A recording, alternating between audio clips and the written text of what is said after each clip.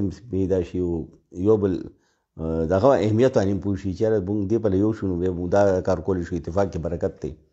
نو خټک اتحاد چې دی نو دا 2008 کې دا تجربه شوې ده په نظامپور علاقې کې، نوې تجربه نه ده. 2008 کې خټک قومي مومنټ جوړ شو په نظامپور علاقې کې، او هلته دغه بصیر خټک چې دی اوس تېر شوی کم ایم پی ای دی، دی په دې کې کامیاب شو، ازاد حیثیت باندې کامیاب شو.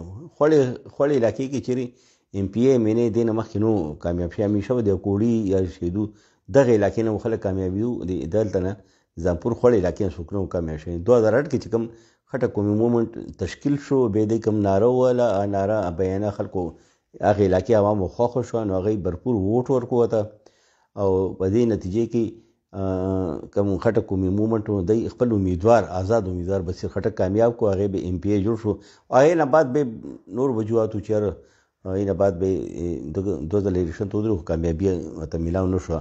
خو دی یو ووټ بینک چې دی بصیر خټک په دې خپل علاقې خوړ علاقې کې موجود دی.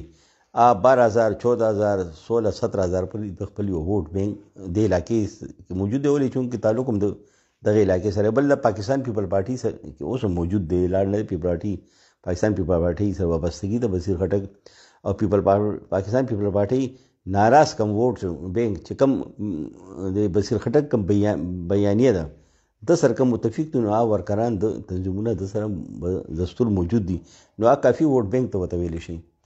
نو هغه چې کم دی نو سکندر خان خټک چې کم دی د حمایت کوي، نو هغه دپاره دی استعمالوي، نو هغه ته ډېر ښه مدد دی سره میلاویږي.